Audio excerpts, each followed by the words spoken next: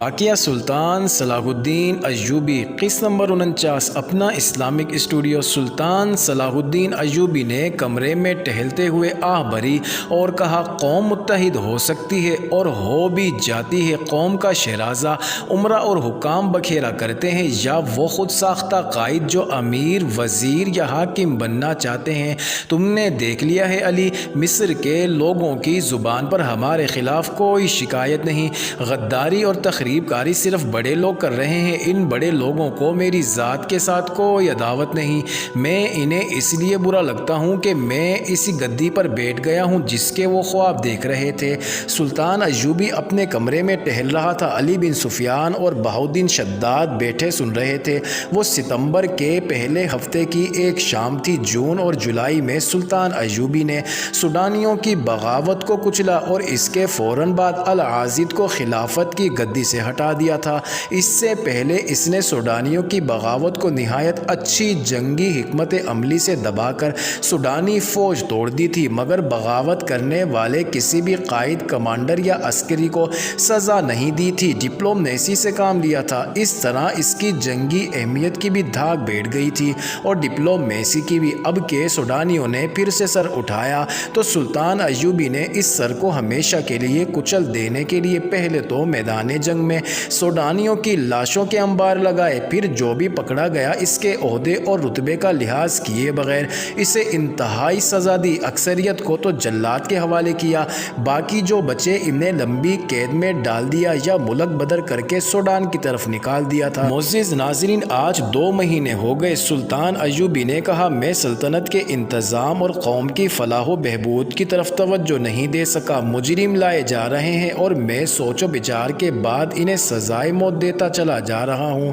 یوں دل کو تکلیف ہو رہی ہے جیسے میں قتل عام کر رہا ہوں۔ میرے ہاتھوں مرنے والوں کی اکثریت مسلمانوں کی ہے۔ محترم امیر بہاؤالدین شداد نے کہا، ایک کافر اور ایک مسلمان ایک ہی قسم کے گناہ کرے تو زیادہ سزا مسلمان کو ملنی چاہیے، کیونکہ اس تک اللہ کے سچے دین کی روشنی پہنچی، پھر بھی اس نے گناہ کیا۔ کافر تو عقل کا بھی اندھا ہے، مذہب کا بھی اندھا۔ آپ اس پر غم نہ کریں کہ آپ نے مسلمانوں کو سزا دی ہے۔ وہ غدار تھے، سلطنت اسلامیہ کے باغی تھے۔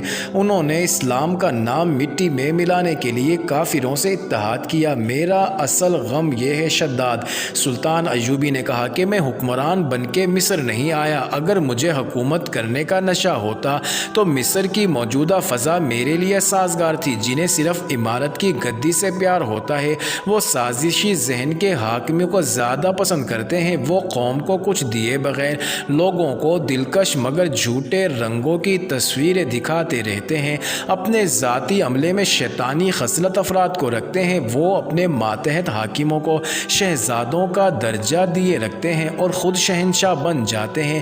میں کہتا ہوں کہ مجھ سے یہ گدی لے لو، لیکن مجھ سے وعدہ کرو کہ میرے راستے میں کوئی رکاوٹ کھڑی نہ ہو۔ میں جو مقصد لے کر گھر سے نکلا ہوں وہ مجھے پورا کر لینے دو۔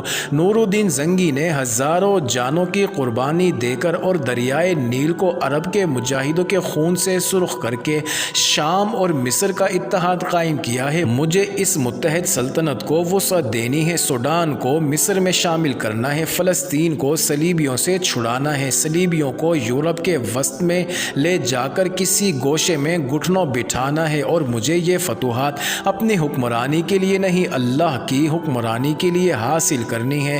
مگر مصر میرے لیے دلدل بن گیا ہے۔ وہ کون سا گوشہ ہے جہاں سازش، بغاوت اور غداری نہیں؟ ان تمام سازشوں کے پیچھے صلیبی ہیں۔ سلطان ایوبی نے کہا، میں حیران ہوں کہ وہ کس بے دردی سے اپنی جوان لڑکیوں کو بے حیائی کی تربیت دے کر ہمارے خلاف استعمال کر رہے ہیں۔ ان لڑکیوں کی خوبصورتی کا اپنا جادو ہے، ان کا طلسم ان کی زبان میں ہے۔ زبان کا وار تلوار کے وار سے گہرا ہوتا ہے۔ سلطان ایوبی نے کہا، وہ عقل جو تمہاری کمزوریوں کو بھانپ سکتی ہے علی، وہ اپنی زبان سے ایسے انداز سے اور ایسے موقع پر ایسے الفاظ کہلوائے گی کہ تم اپنی تلوار نیام میں ڈال کر دشمن کے قدموں میں رکھ دو گے۔ صلیبیوں کے پاس 2 ہی تو ہتھیار ہیں، الفاظ اور حیوانی جذبہ، جسے انسانی جذبے پر غالب کرنے کے لیے وہ اپنی جوان اور خوبصورت لڑکیوں کو استعمال کر رہے ہیں۔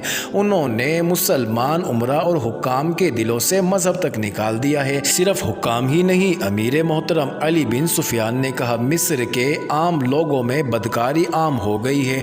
یہ صلیبیوں کا کمال ہے، دولت مند مسلمانوں کے گھروں میں بھی بے حیائی شروع ہو گئی ہے، یہی سب سے بڑا خطرہ ہے۔ علی بن سفیان نے کہا میں صلیبیوں کے سارے لشکر کا مقابلہ کر سکتا ہوں اور کیا ہے، مگر میں ڈرتا ہوں کہ صلیبیوں کے اس وار کو نہیں روک سکوں گا، اور جب میری نظریں مستقبل میں جھانکتی ہیں تو میں کانپ اٹھتا ہوں۔ مسلمان برائے نام مسلمان رہ جائیں گے، ان میں بے حیائی صلیبیوں والی ہوگی اور ان کے تہذیب و تمدن پر صلیبی رنگ چڑھا ہوا ہوگا۔ میں مسلمانوں کی کمزوریاں جانتا ہوں، مسلمان اپنے دشمن کو نہیں پہچانتے، اس کے بچھائے ہوئے خوبصورت جال میں پھنس جاتے ہیں۔ میں صلیبیوں کی کمزوریاں بھی جانتا ہوں، وہ بے شک مسلمانوں کے خلاف متحد ہو گئے ہیں، لیکن ان کے اندر سے دل پھٹے ہوئے ہیں۔ فرانسیسی اور جرمن ایک دوسرے کے خلاف ہیں، برطانوی اور اطالوی ایک دوسرے کو پسند نہیں کرتے، وہ مسلمانوں کو مشترکہ دشمن سمجھ کر اکٹھے ہیں، لیکن ان میں عداوت کی حد تک اختلاف ہے۔ ان کا شاہ اوگسٹن دوغلا بادشاہ ہے، باقی بھی ایسے ہی ہیں، مگر انہوں نے مسلمان امراء کو عورت کے حسن اور زر و جواہرات کی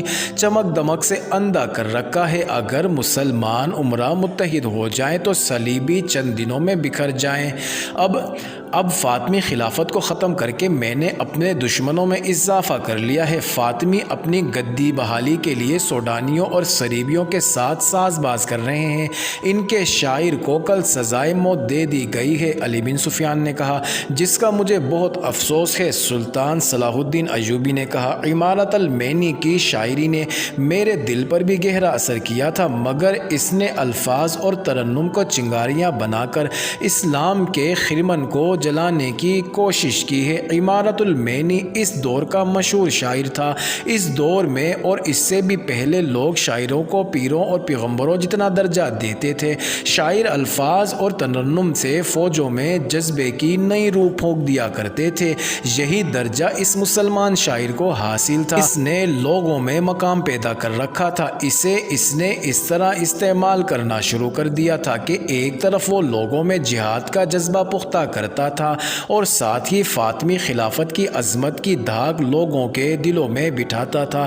اسے فاطمی خلافت کی اتنی پشت پناہی حاصل تھی کہ اس نے سلطان ایوبی کے خلاف زہر اگلنا شروع کر دیا تھا۔ اس کے آخری اشعار یہ تھے مجھے فاطمی خلافت کی محبت کا تانا دینے والوں مجھ پر لعنت بھیجو، میں تمہیں لعنت کے لائق سمجھتا ہوں۔ فاطمی محلات کی ویرانی پر آنسو بہاؤ، ان میں رہنے والوں کو میرا پیغام دو کہ میں نے تمہارے لیے جو زخم کھائے ہیں وہ کبھی مندمل نہ ہوں گے۔ اس کے گھر اچانک چھاپا مارا گیا تھا، وہاں سے دستاویزی ثبوت ملا تھا کہ وہ صرف فاطمی خلافت کا ہی خیر خواہ نہیں بلکہ صلیبیوں کا وظیفہ خوار بھی ہے۔ صلیبی اسے اس مقصد کے لیے وظیفہ دیتے تھے کہ وہ مصریوں کے دلوں پر فاطمی خلافت کو غالب کرے اور سلطان ایوبی کے خلاف نفرت پیدا کرتا رہے۔ اسے سزائے موت دے دی گئی تھی۔ جس قوم کے شاعر بھی دشمن کے وظیفہ خوار ہوں، اس قوم کے لیے ذلت و رسوائی ہے۔ سلطان ایوبی نے کہا معزز ناظرین، دربان اندر آیا اور کہا کہ معزول خلیفہ العازد کا قاصد آیا ہے۔ سلطان ایوبی کے ماتھے کے شکن گہرے ہو گئے۔ اس نے کہا خلافت کے سوا یہ بوڑھا مجھ سے اور کیا مانگ سکتا ہے؟ دربان سے کہا اسے اندر بھیج دو۔ العازد کا قاصد اندر آیا اور کہا خلیفہ کا سلام پیش کرتا ہوں۔ وہ خلیفہ نہیں ہے۔ سلطان ایوبی نے کہا 2 مہینے ہو گئے ہیں اسے معزول ہوئے، وہ اپنے محل میں قید ہے، معافی چاہتا ہوں۔ قابل صد احترام امیر، قاصد نے کہا عادت کے تحت منہ سے نکل گیا ہے۔ العازد نے بعد السلام کہا ہے کہ بیماری نے بستر پر ڈال دیا ہے، اٹھنا محال ہے، ملنے کی خواہش ہے، اگر امیر محترم تشریف لا سکیں تو احسان ہوگا۔ سلطان ایوبی نے بے قراری سے کہا اپنی ران پر ہاتھ مارا اور کہا وہ مجھے بلا رہا ہے کیونکہ وہ ابھی تک اپنے آپ کو خلیفہ سمجھتا ہے۔ نہیں امیر مصر، قاصد نے کہا ان کی حالت بہت خراب ہے، محل کے طبیب نے خطرے کا اظہار کیا ہے، یہ ان کا دیرینہ مرض ہے جو غم اور غصے میں تیز ہو جاتا ہے، اب تو وہ اٹھنے سے معذور ہو گئے ہیں۔ قاصد نے ذرا جھک کر کہا انہوں نے یہ بھی کہا ہے کہ آپ اکیلے تشریف لائیں، راز کی 2-4 باتیں ہیں جو کسی دوسرے کے سامنے نہیں کی جا سکتی، انہیں بعد السلام کہنا صلاح الدین ایوبی راز کی سب باتیں جانتا ہے۔ سلطان ایوبی نے کہا اب راز کی باتیں خدا سے کہنا، اللہ آپ کو معاف کرے۔ قاصد مایوس ہو کر چلا گیا۔ سلطان ایوبی نے دربان کو بلا کر کہا کہ طبیب کو بلاؤ۔ اس نے علی بن سفیان اور بہاؤالدین شداد سے کہا اس نے مجھے اکیلا آنے کو کہا ہے، کیا اس میں کوئی چال نہیں؟ کیا میرا خدشہ غلط ہے کہ مجھے محل میں بلا کر میرا کام تمام کرنا چاہتا؟ اسے مجھ پر اوچھا وار کرنا چاہیے، اسے حق حاصل ہے۔ معزز ناظرین، یہ انٹرسٹنگ ویڈیو جاری ہے، اگلی ویڈیو کس نمبر 50 میں دیکھنا مت بھولیے گا۔